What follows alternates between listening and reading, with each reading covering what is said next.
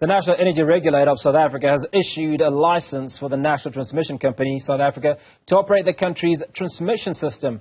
The power utility will now be split into three entities: generation, distribution and transmission. Earlier today, Electricity Minister Newzroom gave an update on South Africa's energy plan. Well, for more on this, we are joined by Ruse Moleshe, an energy analyst. Appreciate your time this afternoon. Can you explain the significance of the recent announcement by the National Energy Regulator of South Africa regarding the issuance of the license to the National Transmission Company of South Africa? Good evening, good afternoon. The significance of the announcement, this is a journey that started many years ago in terms of the intended unbundling of the Eskom entity. It started with the white paper of 1998, where that objective and vision was put in. And then in 2019, October, we had the roadmap that came out from the Department of Public Enterprises, also indicating what this unbundling would happen, how it would happen. So the announcement by Nersa is one of the steps that Eskom has taken from dividing the three divisions, generation, transmission and distribution, into three, and operationalizing it in the meantime whilst they are preparing to separate them. So those processes have been going on, including the application to Nersa for the National Transmission Company to be able to have its own, be a subsidiary of Eskom Holding and have its own board and corporate governance arrangements, and to be able to connect generation companies that will include Eskom Generation, it will include municipalities, and it will include any of the independent power producers that will sell eventually, once all of the licensing has been approved, will sell power to that centralized National Transmission Company. Let's break this down a little bit. We currently have been having massive challenges with a single entity known as Eskom to get power. Now, that entity is being broken down into three different players. Does this not compound the potential problems? It's not supposed to. Transmission division, for instance, has been run relatively better. And it will also remember that from an Eskom point of view, the independent power producers have been selling power to Eskom. And therefore, Eskom as a generator also of electricity has been both playing the role of a generator and also buying power from competitors, if I can put it that way. So that transmission company becomes relatively independent from generation, and it will accept power from all these different entities. So that's one of the functions. And also in terms of the function itself, some of the transmission infrastructure will be transferred into that business. So it will run on its own, hopefully more efficient, with its own different board members and accountability and the functions more clarified. Now, the Nersa chairperson mentioned that the independence of the National Transmission Company is a significant signal to investors and stakeholders. How will this independence ensure non-discriminatory access to the transmission system and obviously contribute to grid stability, which I think is a big question for many people?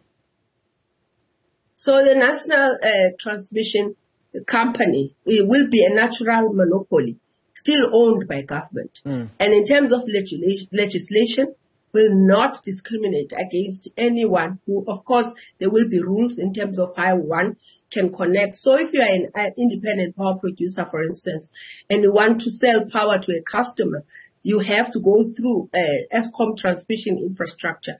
Eskom cannot refuse you as a third party access to that infrastructure. Of course, they will put in charges. Of course, there will be a framework that will regulate how that happens. But that will mean that anybody can sell power, not just from Eskom Generation.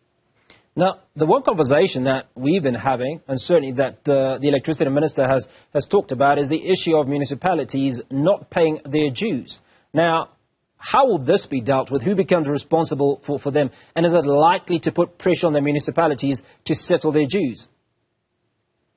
So this whole transition or transformation, if we call it that, is a long-term project that will take time to materialize and work in the best way, in the way that it is envisaged to do.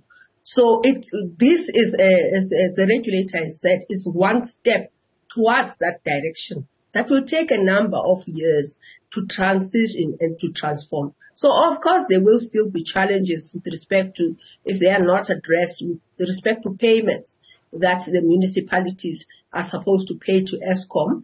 Eskom, we know, has been going to court to try and address those issues, have been trying to use the political system to try and intervene in that regard. But not all of those interventions have been successful. And so that's still a battle that Eskom Eskom distribution is still going to have to face whilst the transition takes place. So walk us through those pathways of independence for the three entities. What sort of timeframes are we looking at, or what timeframes are envisaged?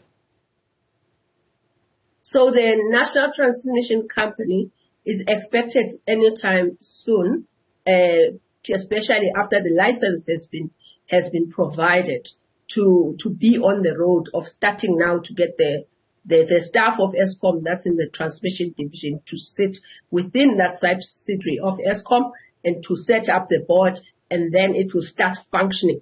But the impact of that, the transfer of the assets, for instance, the agreements, I think, are already in place.